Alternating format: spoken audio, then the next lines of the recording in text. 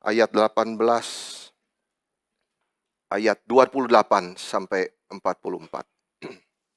Saya membaca ayat 28, lalu Bapak Ibu 29 kita bertanggapan. Dan sesudah berkata demikian, ia pergi memanggil saudaranya Maria dan berbisik kepadanya, "Guru ada di sana, dan ia memanggil engkau."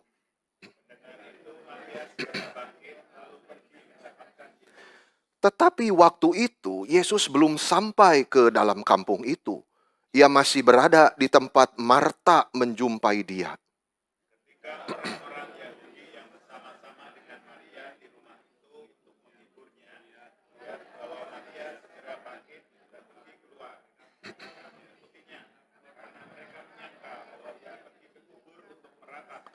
Setibanya Maria di tempat Yesus berada dan melihat dia, tersungkurlah ia di depan kakinya dan berkata kepadanya, "Tuhan, sekiranya engkau ada di sini, saudaraku pasti tidak mati."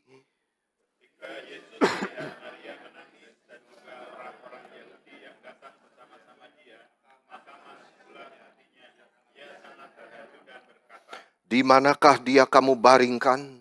Jawab mereka, "Tuhan, marilah dan lihatlah." Kata orang-orang Yahudi, "Lihatlah betapa kasihnya kepadanya."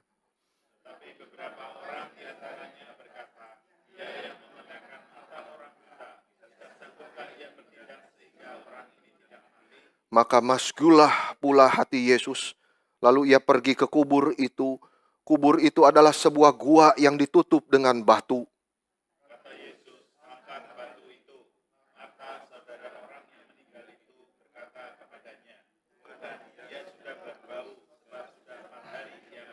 Jawab Yesus, "Bukankah sudah kukatakan kepadamu, jikalau engkau percaya, engkau akan melihat kemuliaan Allah?"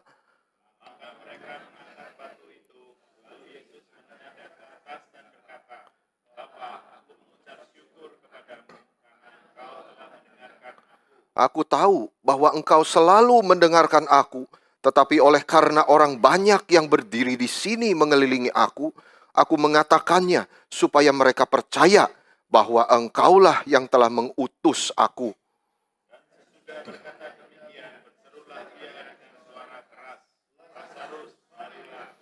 Orang yang telah mati itu datang keluar. Kaki dan tangannya masih terikat dengan kain kafan dan mukanya tertutup dengan kain peluh. Kata Yesus kepada mereka, "Bukalah kain-kain itu dan biarkan ia pergi." Puji Tuhan. Ini satu bagian yang kembali mengingatkan kita. Saudara, bagian ini menyambung bagian yang sudah kita renungkan minggu kemarin. Tuhan Yesus berdebat dengan pemimpin-pemimpin Yahudi di Yerusalem. Dan mereka mau mengancam, mau melempari Yesus dengan batu. Maka Yesus meninggalkan kota itu dan pergi ke seberang Yordan.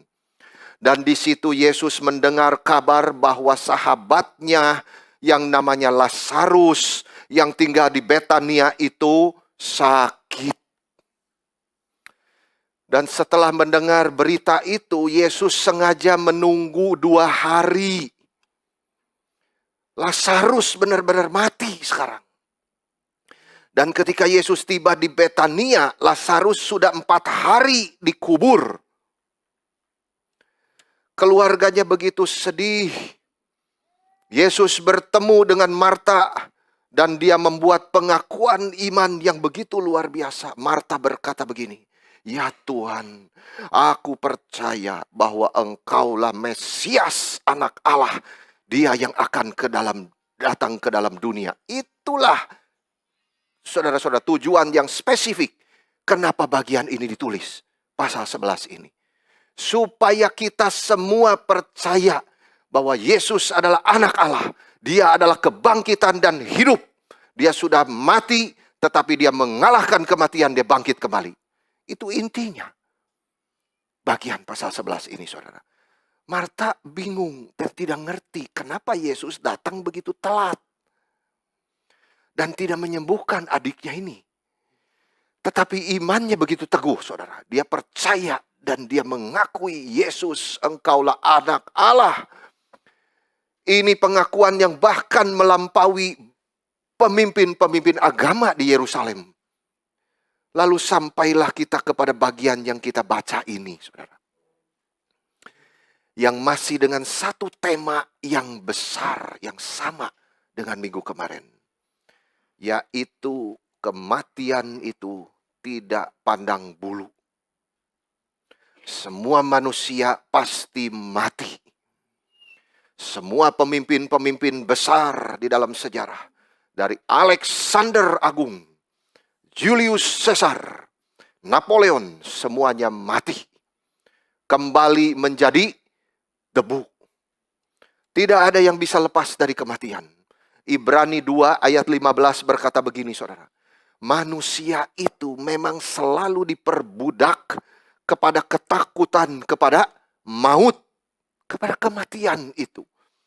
Tetapi justru firman Tuhan di bagian yang lain mengingatkan kita bahwa hidup adalah Kristus dan mati adalah keuntungan. Kok bisa, saudara? Mati adalah keuntungan. Itu rahasianya kalimat yang di depan. Hidup adalah Kristus. Bagi orang yang hidupnya untuk Kristus, matinya adalah keuntungan, saudara. Itu adalah pegangan kita selama kita hidup bagi Kristus. Kristus yang telah mati dan bangkit kembali menebus dosa-dosa kita.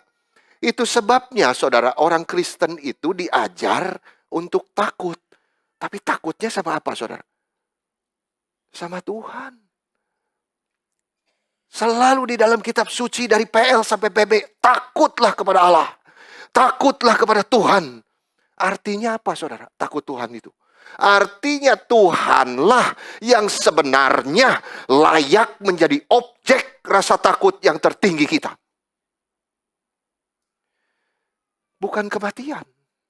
Tapi Tuhan. Itu dia yang harus ditakuti. Sehingga saudara, takut akan Tuhan itu yang menyebabkan kita hidup bagi Kristus. Sehingga mati adalah keuntungan. Oh saudara, berharga orang yang mati di dalam Tuhan. Dan di bagian Injil Yohanes pasal 11 ini ditulis supaya manusia belajar bahwa Tuhan Yesus mempunyai kuasa mengalahkan kematian itu. Dia memanggil Lazarus keluar dari kuburnya. Saudara, kuburan itu tidak lagi menakutkan, maksudnya itu. Dia serahkan kepada perintah penguasa itu. Satu-satunya penguasa. Keluar Lazarus. Dia keluarin.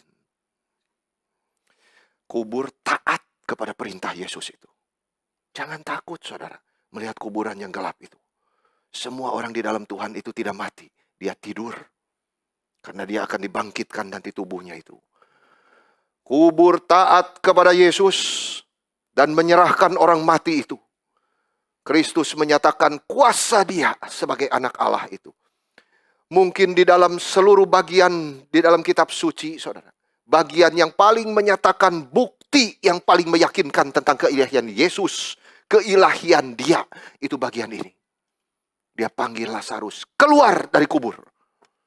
Itu pasal 11. Mujizat yang ketujuh. Yang terakhir. Dicatat oleh Injil Yohanes. Dan sekaligus kita mendapat satu bukti, saudara. Yang paling meyakinkan selain daripada keilahiannya, yaitu kemanusiaan Yesus Kristus. Ketika kitab suci mencatat bahwa Yesus apa, saudara? Menangis. Ayat yang begitu pendek, simple, memberitahu kita bahwa Yesus tahu perasaan kita. Dia berempati dengan penderitaan kita. Karena dia pernah turun ke dunia dan menjadi sama seperti kita. Dan dia tetap seperti itu di dalam keadaan dia. Ketika Allah mengambil natur manusia. Yesus adalah manusia sejati. Dan dia bisa menolong kita dan melepaskan kita dari kesulitan yang terbesar. Bahkan kematian pun dia taklukkan. Karena dia adalah Allah yang sejati. Jadi Yesus adalah Tuhan dan Juru Selamat. Itu yang kita lihat di dalam pasal ini. Yohanes menulis di ayat 28, Yesus sengaja menunda kedatangannya ke Betania, sehingga dia tiba setelah Lazarus dikubur 4 hari. Penundaan ini, saudara, itu bukan karena tidak peduli kepada Lazarus dan kakak perempuannya. Tetapi sesungguhnya justru Yesus mencintai mereka. Yesus sengaja menunggu sampai Lazarus sungguh-sungguh mati, supaya mereka bisa melihat kemuliaan Tuhan. Yesus ingin betul-betul mereka itu percaya keilahian Dia, melihat kuasa Dia memberi hidup, dan mengerti harapan apa yang mereka punya ketika mereka percaya kepada Dia. Kita mungkin ada sekilas pikiran, saudara, kenapa di zaman ini kalau orang Kristen mati, kok nggak bisa dibangkitkan lagi?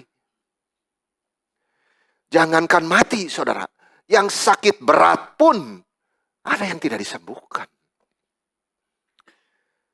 Jawaban singkatnya, saudara, karena kitab suci ini sudah selesai ditulis, saudara-saudara, untuk membuktikan bahwa Yesus adalah anak Allah. Sudah tidak perlu lagi dibuktikan dengan membangkitkan orang mati dan menyembuhkan orang yang sakit parah, saudara-saudara, untuk membuktikan bahwa Dia adalah Mesias. Waktu itu perlu, karena ini belum selesai ditulis. Sekarang sudah ada ini. Kita sudah baca firman ini, dan kita percaya Yesus adalah Allah dan manusia yang sejati. Saudara-saudara, tetapi keyakinan kita sebagai anak-anak Tuhan, tetap kita percaya, jikalau Tuhan mau, Dia sanggup membangkitkan orang mati. Amin. Dia sanggup menyembuhkan orang yang sakit parah. Itu keyakinan kita karena Dia berkuasa, saudara. Tapi tidak perlu demonstrasi itu. Bagaimana saudara kita bisa tidak percaya kepada Dia yang hanya berfirman, terang jadi, lalu jadi. Roti banyak, keluar terus di tangan Dia. Dia bisa mencipta dari yang tidak kelihatan menjadi kelihatan. Saudara-saudara, bangkitkan orang mati sama menyembuhkan orang sakit itu mah simple sekali untuk Tuhan. Apalagi mengangkat masalah kita, saudara. Tuhan itu pencipta dan penebus, saudara-saudara. Sehingga demonstrasi kuasa ilahi itu di dalam kesembuhan ilahi sudah tidak perlu, saudara-saudara, dinyatakan di dalam hal seperti itu. Untuk membuktikan lagi bahwa Dia anak Allah. Tidak usah. Ini sudah lengkap ditulis, kitab suci. Saudara, itulah justru iman kita. Dibuktikan di situ. Bisakah di dalam penderitaan kita melihat kemuliaan Tuhan? Itu pertanyaannya selalu, saudara. Kebanggaan kita di dalam hidup, Paulus memperbolehkan. Oh, silakan kalau kamu mau berbangga diri. Tapi kamu tidak boleh berbangga di luar salib Kristus, saudara-saudara. Karena Dia yang sudah berjalan dulu ke atas kayu salib. Itulah jejak kakinya yang sudah harus kita ikuti. Bisakah di dalam kesulitan kita tetap mencintai Tuhan yang sudah mencintai kita lebih dulu? Saudara, ini iman yang dimiliki oleh siapa, saudara? Perampok yang bertobat di pinggir Yesus. Kita sekarang sudah dikasih tahu, Yesus bangkit kembali, bahkan wahyu sudah ditulis. Bagaimana kita sebagai orang percaya itu jatuh tersungkur bersama para malaikat menyanyi, Anak domba yang disembelih itu segala puji, hormat, kemuliaan bagi Dia. Perampok itu gak pernah baca itu. Dia cuma baca Inri. Saudara-saudara, Yesus orang Nazaret, Raja orang Yahudi. Oh Tuhan, ingat saya kalau Engkau datang sebagai Raja. Itu Rajaku yang berdarah itu, yang sebentar lagi mau mati. Oh saudara, itu iman yang luar biasa, yang cuma bisa dibandingkan dengan iman Majus. Saudara, bayi inikah Tuhanku? Ya, emas, kemenyan dan mur ku persembahkan bagimu. Iman seperti itu, saudara, yang harus kita miliki di dunia ini. Melihat kemuliaan Tuhan di dalam kesulitan kita. melihat kemuliaan Tuhan di dalam penyakit kita. The glory of God is always the beginning and the end. Saudara-saudara, di sini Yesus mencintai Lazarus meskipun dia sakit sampai mati. Dan Yesus juga mencintai kedua kakaknya itu. Ketika Yesus tiba, dia mengatakan satu kalimat yang harus kita ingat seumur hidup kita. Akulah kebangkitan dan hidup. Barang siapa percaya kepadaku, dia tidak akan mati selama-lamanya. Saudara, itu kalimat yang harus kita ingat. Kita manusia yang fana, yang satu hari pasti mati. Tetapi kita ingat, Yesus yang saya percaya, dia adalah kebangkitan dan dia adalah hidup. Dan saya percaya kepada dia, bahwa setelah saya masuk kuburan pun, saudara, tubuhku akan dibangkitkan satu hari. Dan jiwaku langsung bersama Tuhan. Amin. Saudara-saudara. Marta itu waktu itu mengeluarkan satu pengakuan iman yang luar biasa. Yesus anak Allah. Ini dituliskan di sini supaya kita juga yang baca itu percaya bahwa Yesus itu anak Allah. Dia adalah kebangkitan dan hidup. Siapa yang percaya kepada dia tidak akan mati selama-lamanya. Saudara-saudara. Sekarang Tuhan Yesus memanggil Maria di bagian yang kita baca tadi. Maria waktu itu, saudara, masih tinggal di rumah. Lalu Marta pergi panggil dia. Guru ada di sana. Dan dia panggil kamu. Ketika Maria dengar itu, saudara, bayangkan ya, dia tuh sangat tahu bahwa Yesus cinta dia. Dan dia juga mencintai Yesus. Langsung dia pergi cepat-cepat menemui Yesus. Dia tinggalkan teman-temannya tuh. Yang datang ke situ, saudara. Untuk ngapain teman-temannya? Menghibur dia. Dan dia segera pergi. Yesus belum tiba di Betania. Saudara, dia masih ada di tempat di mana dia bicara dengan Marta. Ya, dan ketika orang-orang Yahudi yang menghibur Maria di rumahnya itu melihat Maria pergi keluar rumah, mereka juga ikut keluar juga, saudara, karena mereka kira Maria pergi ke kubur untuk menangis di situ. Tapi kemudian mereka mengikuti Maria yang bukan ke kubur, tapi kemana, saudara? Pergi menemui Yesus. Luar biasa, saudara. Dan mereka melihat satu kejadian yang sungguh luar biasa. Maria tersungkur di kaki Tuhan. Dan dia berkata di ayat 32, Tuhan, sekiranya engkau ada di sini, saudaraku pasti tidak akan mati. Saudara ingat kalimat ini pernah diucapkan sama siapa? Sama saudaranya perempuan, Marta.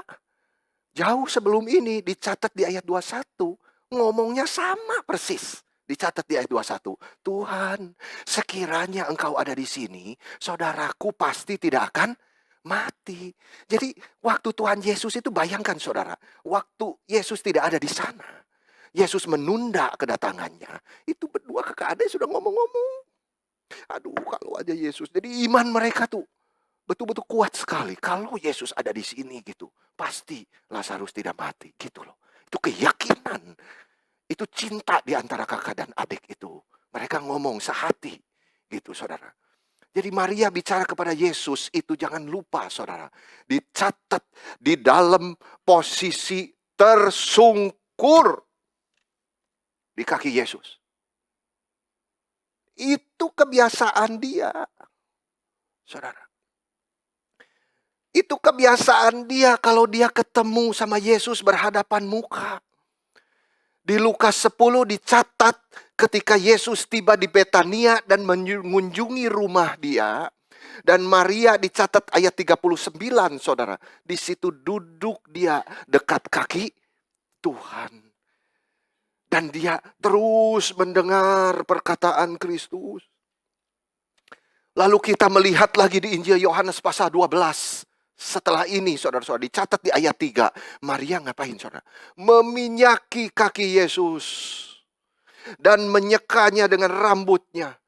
Dan dicatat dengan minyak wangi yang mahal sekali. Jadi dia suka menempatkan dirinya itu di kaki Yesus. Di tempat di mana dia beribadah, menyembah Yesus, mendengar firman yang keluar dari mulut dia, itu hati yang dimiliki Maria. Dia suka menyembah Yesus. Dan di sini sekali lagi saudara, Maria tersungkur di kaki Yesus. Dia menyembah Yesus. Kenapa bisa seperti ini saudara?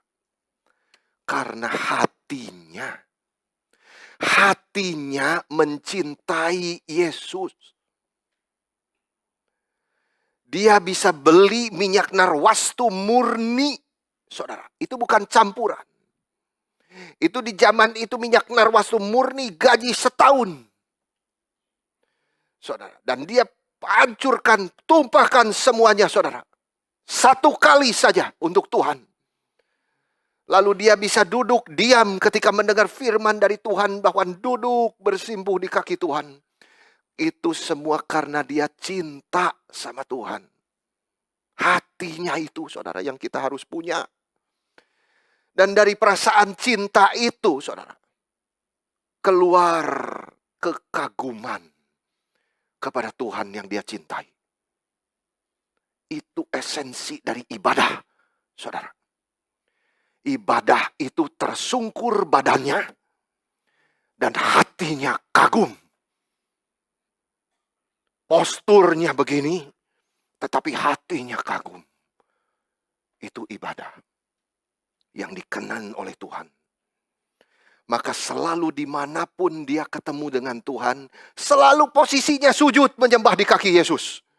Saudara-saudara, kita juga mau di dalam ibadah kita. Tuhan berkali-kali mengingatkan kita di dalam kitab suci, saudara-saudara.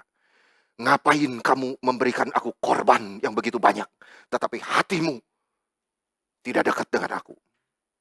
Saudara, artinya kamu datang ke gereja dengan badan dan baju, jas, saudara-saudara yang cantik-cantik. Tetapi hatimu itu tidak ada kekaguman kepadaku sama sekali. Saudara-saudara, kiranya Tuhan berbelas kasihan. Kiranya Tuhan menolong kita memiliki hati seperti Maria. Cinta dan kagum. Dua, saudara. Cinta dan kagum kepada Tuhan Yesus. Dan itu dibuktikan dari tubuh dia, lutut. Saudara-saudara, saya tidak pernah lupa ya, saudara. Seorang George Whitefield, itu yang dipakai Tuhan luar biasa, saudara. Saudara tahu seorang Puritan itu. Dia kalau baca kitab suci, saudara, dia seperti dengar suara Tuhan ngomong sendiri. Jadi dia tidak berani berdiri. Dia berlutut bacanya. Aduh, saudara, dia berlutut baca kitab suci. Itu hatinya seperti Maria. Kiranya Tuhan menolong kita semua, saudara, untuk memiliki cinta dan kagum kepada Tuhan kita. Sehingga kita selalu mau mendengar dan taat kepada firman. Dan terlebih lagi saudara, nasihat dia di dalam Roma itu. Untuk kita boleh memberikan diri, tubuh ini. Memberikan diri kita sebagai persembahan yang hidup kepada dia. Itu jauh lebih segala materi yang bisa kita persembahkan. Diri kita, saudara. Dibawa ke gereja. Dipersembahkan sebagai korban yang hidup. Aku mau melayani dia. Karena aku masih hidup. Kalau sudah mati tidak bisa lagi melayani. Korban hidup. Saudara, di sini kita diberitahu Maria mengeluarkan perkataan iman seperti kakak perempuannya. Tuhan, kalau engkau ada di sini, dia pasti tidak akan mati. Dan itu iman yang bercampur dengan kesedihan, saudara. Dan bercampur dengan kebingungan juga.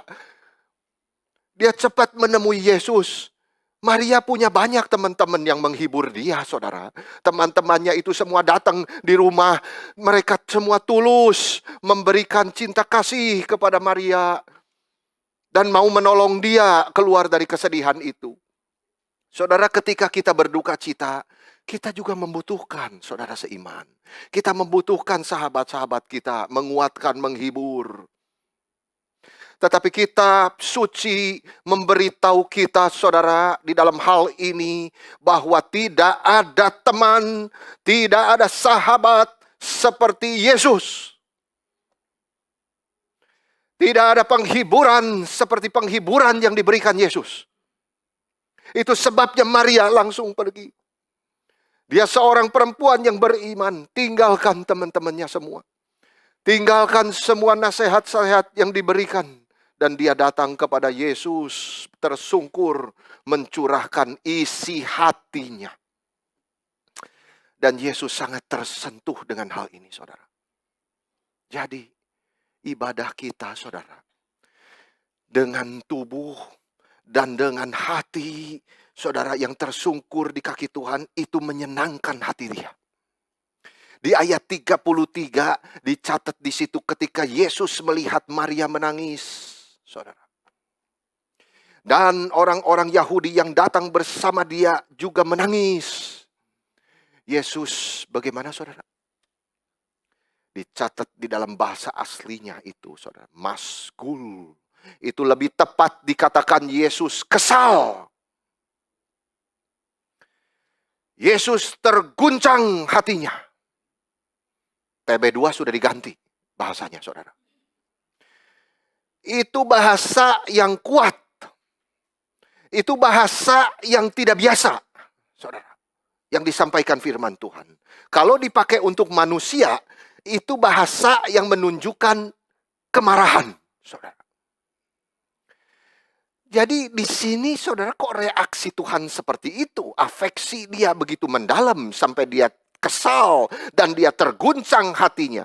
Dia kesal dan terguncang sama apa, saudara? Bukan kepada Maria, bukan kepada Marta. Saudara-saudara, karena air mata, kesedihan itu biasa berada di kuburan. Amin. Saudara, itu biasa dan Tuhan mengerti itu. Tetapi justru dia kesal kepada kuburan. Saudara. Dia kesal kepada penyakit dan kematian. Dia marah kepada dosa dan kehancuran yang diakibatkan terhadap ciptaan dia dan orang-orang yang sudah dia tebus. Itu reaksi daripada afeksi Tuhan terhadap semua ini, saudara. Semua yang dia lihat di situ begitu kuatnya sehingga dia seolah-olah terguncang karena itu. Yohanes mencatat dia terguncang. Ini adalah pengalaman yang sangat menyusahkan bagi Tuhan kita, Yesus Kristus. Dan kemudian ketika dia diperlihatkan tempat di mana mayat Lazarus berada, kita membaca satu kalimat yang luar biasa, saudara. Yesus menangis. Saudara, di dalam pernyataan yang sederhana inilah, yang begitu pendek, kita diberitahu oleh firman Tuhan. Bukti yang paling jelas tentang kemanusiaan Tuhan kita. Jadi di dalam bagian itu, Tuhan bukan saja diberitahu keilahian dia, ya, ketika panggil Lazarus keluar, tapi juga kemanusiaan dia. Oh, luar biasa, saudara. Rasul Yohanes dipakai Tuhan. Begitu alamiah, Yesus menangis bersama dengan sahabat-sahabatnya yang berada di situ. Dia masuk ke dalam kesedihan mereka.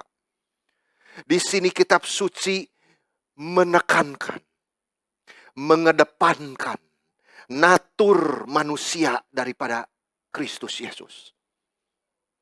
Kita melihat bahkan di dalam seluruh Injil, saudara, seringkali mengajarkan natur kemanusiaan Tuhan kita.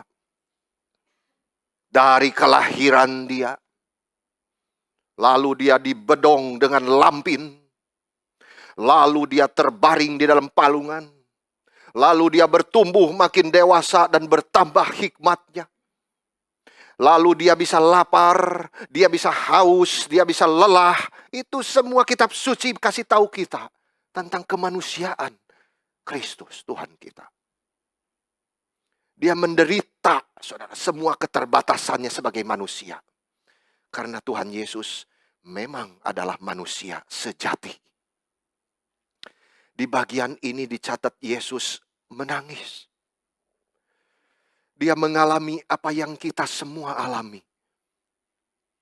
Artinya apapun kesedihan kita, Kristus mengetahuinya. Bukan hanya tahu, dia bisa merasakannya. Yesaya 53 ayat 3 berkata begini, saudara. Seorang yang penuh kesengsaraan dan yang biasa menderita kesakitan. Itulah Tuhan kita. Itu sebabnya Yesus bisa mengerti apapun kondisi yang kita alami. Bahkan penulis Ibrani, saudara, mengatakan bahwa Yesus adalah imam besar kita. Di pasal 2 ayat 17, di dalam segala hal dia disamakan dengan saudara-saudaranya. Maksudnya siapa saudara-saudaranya? Kita semua sekarang yang sudah diadopsi menjadi anak-anak Allah. Supaya Kristus menjadi imam besar yang menaruh belas kasihan dan setia. Saudara, artinya dia berdoa syafaat untuk kita. Karena Yesus tahu segala sesuatu yang kita alami. Dia mengetahuinya bahkan lebih daripada kita sendiri. Maka dia menjadi imam besar yang berbelas kasihan. Karena dia adalah manusia sejati. Bukan saja dia menyerahkan dirinya bagi dosa-dosa kita, saudara. Tapi juga dia bisa menolong kita waktu kita dicobai. Di dalam Ibrani pasal 4 ayat 15-16 dikatakan begini, saudara. Saya bacakan. Yesus imam besar kita bukan tidak bisa ikut merasakan kelemahan-kelemahan kita. Sehingga kita bisa dengan penuh keberanian menghampiri tahta anugerah. Wah, luar biasa, saudara. Kita melihat itu di dalam bagian ini. Maria meninggalkan setiap teman-temannya yang menghibur dia dan datang kepada Tuhan, tahta anugerah itu. Tersungkur di kakinya. Dan dengan berani dia menumpahkan isi hatinya kepada Tuhan. Segala kebingungan dia dan Tuhan mengerti Maria. Ini satu pelajaran bagi kita, saudara. Kita juga sama. Seringkali mengalirkan air mata. Dan kita tahu Yesus peduli, saudara. Air mata Yesus menunjukkan itu. Dengan air mata Yesus dia menyatakan bahwa Bapa juga peduli. Bapa itu murah hati dan penuh cinta kasih. Allah Bapa tidak menangis, saudara. Karena Allah Bapa adalah roh. Tetapi air mata Yesus itu menunjukkan bahwa Bapa memelihara dan kasihan kepada kita semua. Dia peduli dengan kita. Ini mengajarkan, saudara, bahwa semua air mata yang kita alirkan untuk Tuhan akan diingat oleh Tuhan. Itu dicatat oleh Daud di dalam Mazmurnya pasal 6 ayat 8 saya bacakan. Tuhan telah mendengar tangisku. Lalu di dalam pasal 56 ayat 9 dia menulis, sengsaraku, engkaulah yang mencatatnya. Air mataku kau taruh di dalam kirbatmu. Semua kau daftarkan di dalam kitabmu. Waduh, luar biasa, saudara.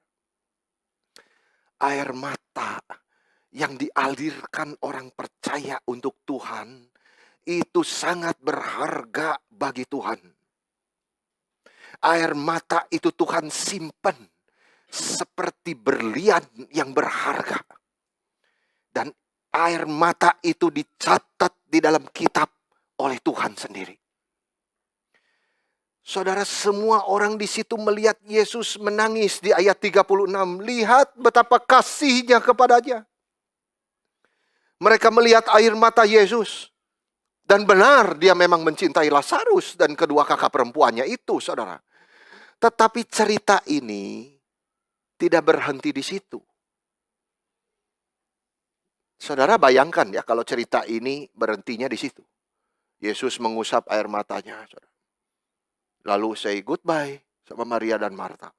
Kembalilah dia ke seberang Yordan. Dia aman di situ. Maka cerita ini, saudara, kita bisa mengerti sebagai cerita soal kesedihan. Nangis-nangis, saudara. Seperti film drama itu di Korea. Ya, saudara-saudara. Dan mereka semua yang ada di situ tidak bisa mengharap lebih dari itu. Ayat 37, saudara, dikatakan beberapa orang di situ berkata, ia yang memelekan mata orang buta, Tidak sanggupkah dia bertindak sehingga orang ini tidak mati? Jadi orang-orang di situ, saudara, seperti berkata Tuhan Yesus, air matamu menunjukkan cintamu. Sama seperti kami semua juga berduka. Tetapi kelihatannya selain bersedih, engkau juga putus asa. Tidak bisa melakukan apapun kepada kuburan itu. Itu menunjukkan mereka sangat sedikit, saudara, mengerti siapa Yesus itu. Mereka bisa melihat sisi kemanusiaan daripada Tuhan Yesus. Mereka tidak meragukan Yesus adalah manusia sejati, saudara. Tapi mereka tidak bisa melihat keilahian Yesus. Jadi mereka hanya melihat keputusasaan di dalam air mata Yesus. Tetapi kitab suci mengajarkan bahwa Tuhan Yesus tidak pernah putus asa, saudara. Dan cintanya selalu dinyatakan di dalam tindakan. Pekerjaan Tuhan tidak pernah setengah-setengah, saudara. Dibiarkan menggantung begitu saja. Selalu pekerjaan Tuhan dimulai dan diakhiri dengan satu konklusi yang sempurna. Coba lihat, saudara, apa yang dia kerjakan. Dia mendekati kuburan tempat Lazarus dibangkitkan. Dibaringkan di situ, saudara. Kuburan itu sebuah gua yang ditutup dengan batu. Lalu Yesus suruh kepada orang-orang di situ untuk apa, saudara? Singkirkan batu itu dari jalan masuk ke gua. Waktu itu, saudara, Marta yang dengar batu itu suruh digulingkan. Jangan, Tuhan. Dia tolak, saudara. Kenapa? Karena dia pikir kalau kubur itu dibuka, pasti sangat tidak menyenangkan Tuhan keadaannya. Ya kan? Mayat ini sudah 4 hari, sudah membusuk. Dia mengingatkan Yesus, saudara, Tuhan, dia sudah berbau. Sudah 4 hari dia mati. Tetapi Tuhan meyakinkan Marta dengan janjinya. Bahwa dia akan melihat kemuliaan Tuhan di ayat 40. Bukankah sudah kukatakan kepadamu, kalau kamu percaya, kamu akan melihat kemuliaan Allah. Maka mereka angkat batu itu, saudara. Lalu Yesus mengucap syukur kepada Bapa, supaya mereka semua percaya bahwa Bapa yang telah mengutus Yesus. Yesus berkata dengan suara keras, saudara. Sehingga orang-orang di situ bisa dengar semuanya. Jadi di situ Yesus menghubungkan Bapa dengan mujizat yang akan dia kerjakan di situ, saudara. Supaya apa? Supaya mereka semua percaya kepada Bapa, bahwa Bapa mengutus dia. Jadi tujuan Yesus itu bukan menolong Lazarus, saudara. Bukan. Itu bukan poinnya cerita ini. Cerita ini tentang Tuhan. Dan tentang kuasa dia, saudara. Atas kematian. Dia bisa memberikan hidup yang kekal. Jadi Tuhan Yesus bukan menolong Lazarus, ceritanya. Dia sudah bersama dengan Bapa, saudara. Tetapi untuk menyatakan apa, saudara? Kemuliaan Tuhan. Untuk membuat tanda yang menyatakan bahwa Yesus itu adalah utusan Bapa. Dan membuat mereka percaya bahwa memang Yesus adalah anak Allah. Jadi ini bukan cerita Lazarus, ini cerita tentang Kristus Yesus. Tujuannya supaya kita percaya dia adalah anak Allah. Penting sekali, saudara, pagi ini kita diingatkan sekali lagi bahwa Yesus adalah anak Allah.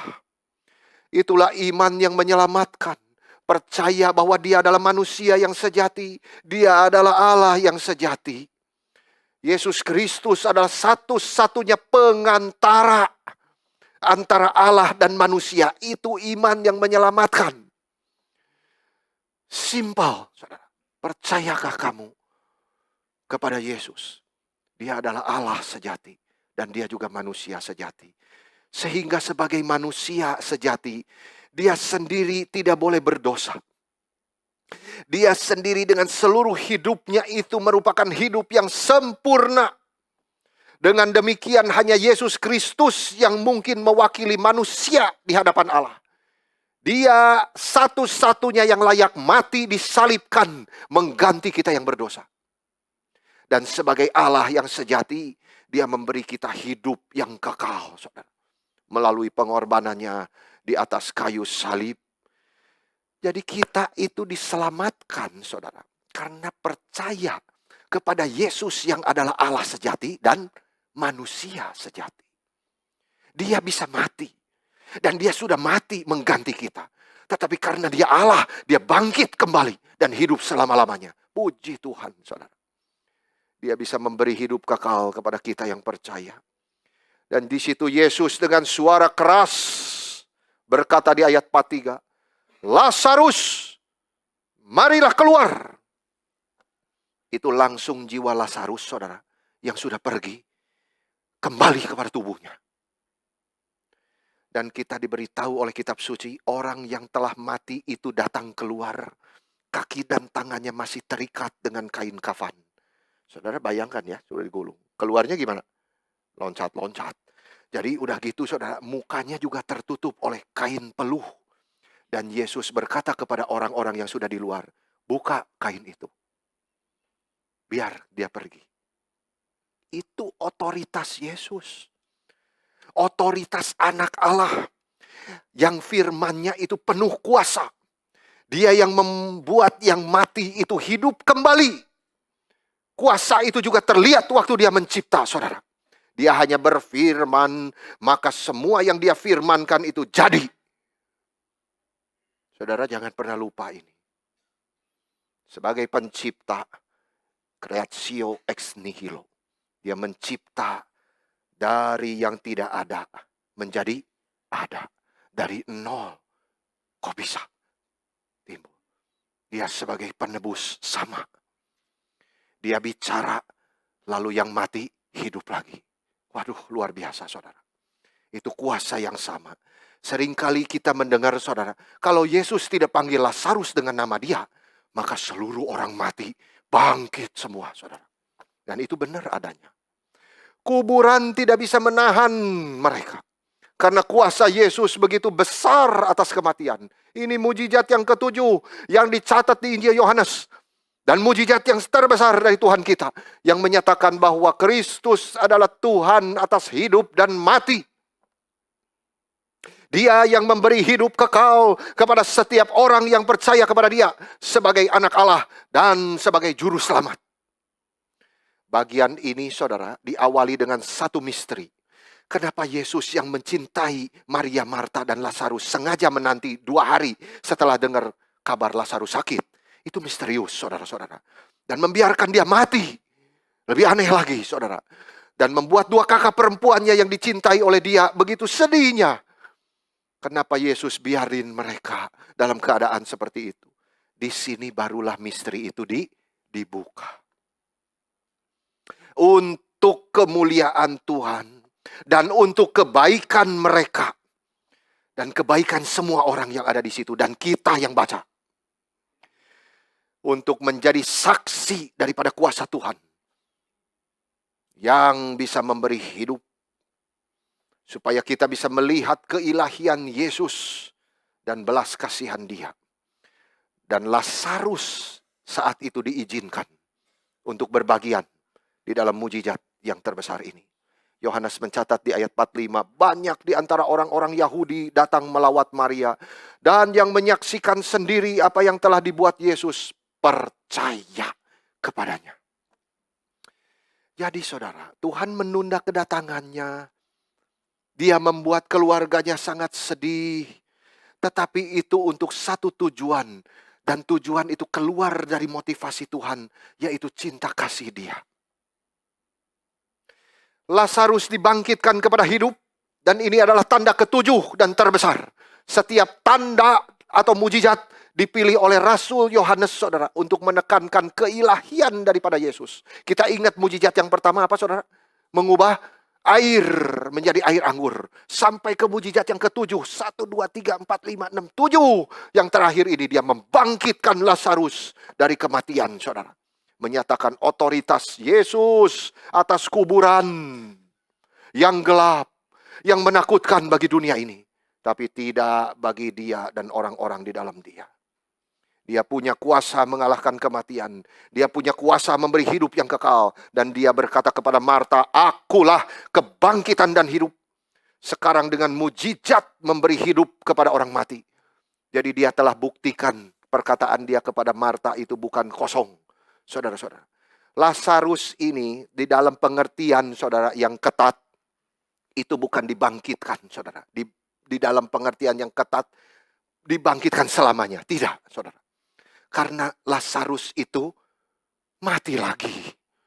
Saudara, ya. Jadi lebih tepat disebut Lazarus itu dipulihkan kepada hidup di dalam dunia ini. Sementara, saudara, lalu dia akan mati lagi. Tetapi yang sungguh-sungguh bangkit sebagai yang sulung, yang bangkit dari kematian itu siapa, saudara? Yesus Kristus. Karena apa? Dia bangkit dengan tubuh kemuliaannya. Lazarus tidak. Saudara. Yesus yang sulung, yang bangkit dengan tubuh kemuliaan dari kematian itu. Saudara, Lazarus keluar dari situ dengan kain kafan dan kain peluh. Dengan susah keluar dari kuburan. Dan setelah keluar, saudara, dia butuh pertolongan orang lain. Lepaskan daripada ikatan kainnya itu.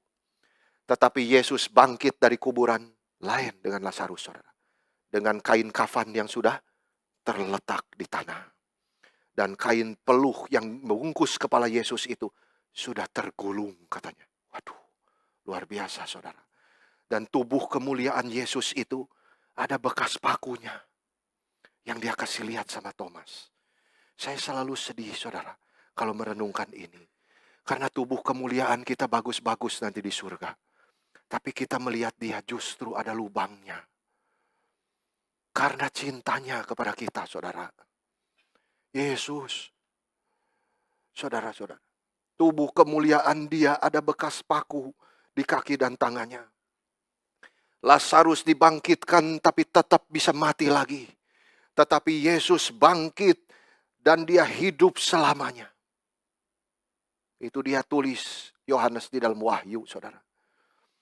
Itu sebabnya 1 Korintus 15 ayat 20 mencatat Kristus telah dibangkitkan dari antara orang mati sebagai yang sulung dari orang-orang yang telah tertidur. Maksudnya, saudara, Yesus itu sebagai yang pertama bangkit dari kematian dengan tubuh kemuliaan. Dan dia hidup selamanya. Dan itu menjadi contoh bagi kita semua yang tidur di dalam Tuhan. Kita juga akan dibangkitkan satu hari dengan tubuh kemuliaan seperti Tuhan kita. Itu sebab, saudara, Tuhan sengaja menunda 4 hari. Kadang Tuhan mengizinkan kita rusak dulu. Baru setelah kita kembali kepada Tuhan, semua orang akan tahu berapa besarnya kuasa Tuhan yang bisa menyelamatkan kita. Saudara-saudara, jangan lupa mendoakan. Tetapi jangan lupa juga kuasa Tuhan yang merubah manusia. Saudara-saudara, setelah dibangkitkan, Lazarus tetap akan mati lagi. Dan dia menunggu kebangkitan di hari kiamat dengan tubuh kemuliaan yang diberikan Tuhan. Itu kita semua diingatkan pagi hari ini, saudara. Bahwa kematian tetap bersama dengan kita. Semua orang harus mati termasuk orang Kristen. Tidak ada yang bisa lari dari kematian. Musa sudah mengingatkan kita di dalam Mazmur 90 ayat 10. Masa hidup kami 70 tahun. Dan kalau kami kuat 80. Dan kebanggaannya adalah kesukaran dan penderitaan. Dan sebentar saja kami melayang lenyap. Waktu cepat sekali, saudara. Dan kita diberitahu kematian masih harus kita alami di dunia ini. Manusia adalah debu, tidak boleh sombong, saudara. Kita harus rendah hati di hadapan Tuhan yang adalah pencipta dan penebus kita. Karena kita ini debu. Sepinter apa kita, saudara, kita ini debu. Dan satu hari harus kembali menjadi debu. Demikian semua rasul, Paulus mati, Petrus mati, saudara-saudara, semua nabi mati, demikian juga kita semua. Tetapi Tuhan terus menguatkan kita, saudara, seperti kepada Paulus, bahwa dia senantiasa menyertai, ingat saudara, menyertai kita, bahkan ketika kita melewati lembah bayang-bayang, maut itu. Wah, luar biasa, saudara.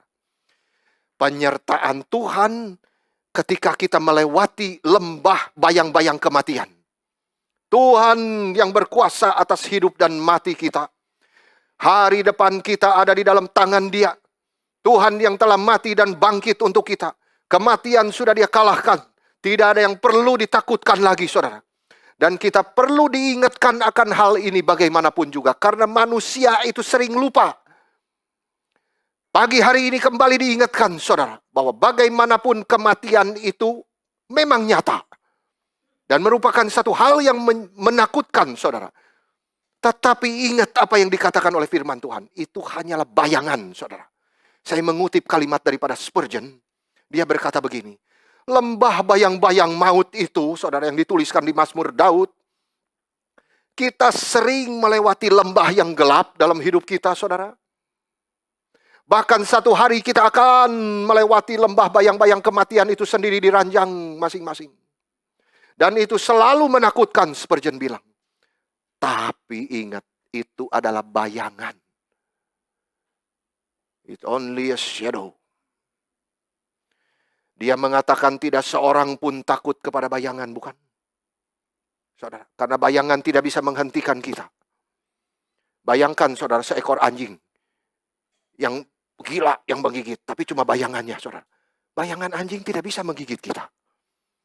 Bayangan pedang tidak bisa membunuh kita.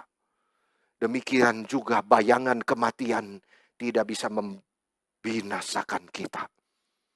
Karena bagi orang Kristen, kematian itu cuma bayangan saja. Wah, luar biasa, saudara. Karena itu kita jangan takut. Hai maut, di mana sengatmu? Saudara. Bayangan tidak bisa menyakiti kita. Tetapi intinya Tuhan menyertai kita. Amin. Itulah kehidupan orang percaya kepada Yesus Kristus. Itulah jaminan yang kita miliki. Dan itulah seharusnya sikap kita. Sebagai penutup, saudara, saya mengutip di dalam buku Pilgrim's Progress. Salah satu buku yang paling saya cintai selain kitab suci. Saudara-saudara, itu karya daripada seorang Puritan namanya John Bunyan. Diceritakan di situ, saudara, ketika si Christian dan hopeful itu tiba di akhir perjalanan mereka yang berbahaya.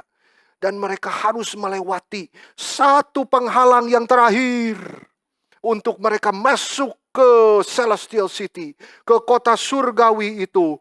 Mereka harus melewati sungai yang dalam, yang melambangkan kematian. Dan itu menjadi hal yang sangat menakutkan bagi Kristen, saudara. Itu sebabnya salah satu hal yang membuat saya itu menyukai buku Pilgrim's Progress. Kenapa, saudara? Karena Bunyan itu memberikan gambaran yang sangat real, realistis, saudara.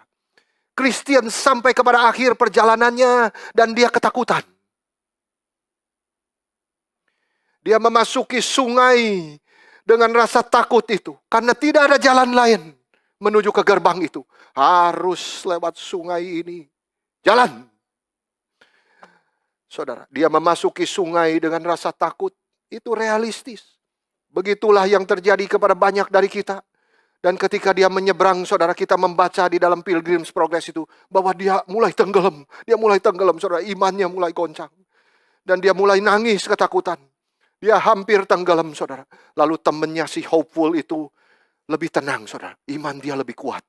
Dia menguatkan si Christian. Ayo, saudaraku. Sebentar lagi sampai. Kita sudah lihat gerbang itu. Kota itu. Dan ada malaikat tunggu kita di situ. Waduh, luar biasa, saudara. Itu seperti saudara-saudara kita yang berkumpul di ranjang kematian. Seorang yang sudah saudara kita yang mau mati. Saudara, singkatnya Tuhan memberi kekuatan kepada Kristen. Dia mengingat ayat dari Yesaya 43 ayat 2. Saudara ingat semua. Apabila engkau menyeberang melalui air, aku akan menyertai engkau. Ini bicara Tuhan sebagai penebus, saudara. Itu sebabnya saudara ketika menyanyi him, jangan lupa lagu ini. Jangan lupa saudara, intisari daripada kematian itu. Sungai. Apabila engkau menyeberang melalui air, aku akan menyertai engkau. Engkau tidak akan dihanyutkan. Singkatnya saudara, mereka berdua dapat kekuatan dan berhasil menyeberang sungai itu. Ternyata saudara, kesulitan itu hanya sesaat saja. Itu seperti mata kita itu tutup lalu kebuka lagi di dunia sana. Luar biasa saudara. Dan si Christian ini berhasil dan bersama temannya si Hopeful itu menyeberang dengan selamat dan memasuki kota itu dengan penuh sukacita saudara. Dan malaikat sudah tunggu mereka, membawa mereka ketemu sang raja. Wah, luar biasa. Ini hari depan kita semua saudara. Hari depan yang penuh bahagia. Ini buku kedua yang saudara harus baca selain kitab suci. Itu kata dosen saya. Dan saya agree kepada dia, saudara. Perjalanan Musafir. Ingat, John Bunyan. Buku kedua setelah saudara selesaikan ini. Saudara, kalau nggak selesai, tetap baca juga. Ya, mudah-mudahan jadi kekuatan. Ya saudara, untuk menyelesaikan buku ini. Jadi itu semua saudara ada ratusan mungkin ribuan ayat di dalam buku ini mengutip kitab suci. Saat dia ketemu ini, oh ini ayatnya ada di mana? Ayatnya ada, luar biasa saudara. Jadi itulah hidup kita semua, perjalanan musafir. Kita ini hanya tamu di dunia ini. Itu bukunya saudara. Dan itu merangkum kitab suci. Kita adalah musafir yang sedang berjalan di wilderness. Saat di dunia ini kita satu hari harus menyeberang sungai itu. Satu persatu. Tetapi jangan takut, saudara. Karena Tuhan sudah berjanji menyertai kita. Air itu tidak akan menghanyutkan kita, saudara. Meskipun ada mungkin masa-masa sulit bagi kita. Ketika kita menghadapi saat terakhir dalam hidup kita, saudara. Ada yang harus berada di ranjang kematian bertahun-tahun, saudara. Tetapi ingat, itu hanya bayangan. Itu hanya sementara. Semua akan lewat itu, saudara. Kuncinya kita harus percaya kepada Tuhan Yesus. Maka kita akan selamat, saudara. Dan dia berjanji membawa kita melewati sungai itu. Dan masuk kepada kerajaannya yang kekal. Itu dorongan yang kita punya. Itu kekuatan yang kita punya, saudara, saat di dunia ini. Mengarungi segala macam permasalahan kita, saudara. Itu janji dia. Sambil menunggu hari itu, ingat hidup memuliakan Kristus. Itu artinya dirangkum oleh Paulus. Hidup adalah Kristus. Mati adalah keuntungan. Kalau masih ada hidup, itu artinya hiduplah melayani dia. Itu satu kesempatan yang paling berharga. Ketika kita menunggu hari itu, saudara. Kita akan melayani dia selama-lamanya di surga. Jadi cicipan pelayanan itu di sini. Bukan cuma di gereja pelayanan itu. Tapi seluruh hidup kita adalah pelayanan kepada dia yang sudah mati dan menebus kita. Ketika saudara bekerja di kantor. Ketika saudara studi di sekolah. Itu pelayanan kepada Kristus. Itu korban hidupmu kepada dia. Sambil kita semua menanti kedatangan dia, saudara. Itu sebabnya di dalam 1 Korintus Paulus mengatakan begini. Apa hubungan kematian dengan hidup giat untuk Tuhan? Ada, saudara, di dalam 1 Korintus. Itu setelah dia bicara Yesus yang sudah menang atas kuasa maut. Lalu dia menantang, hai maut, di mana sengatmu? Lalu langsung ditutup, saudara, oleh Paulus. Giatlah selalu di dalam pekerjaan Tuhan itu. Artinya saudara, kita semua yang menanti kedatangan Yesus disuruh apa? Menebus waktu. Karena kamu sudah keluar, kamu sudah dikeluarkan dari dosa itu. Kamu harus belajar menebus waktumu untuk melayani Tuhan. Dalam segala aspek hidupmu. Sehingga satu hari waktunya kita mati, kita bisa menerima kematian itu sebagai hadiah dari Tuhan. Kalau Luther menyebutnya sebagai obat katanya. Itu keuntungan bagi kita, bahasa Paulus. Itu sebabnya sekarang hiduplah bagi Kristus.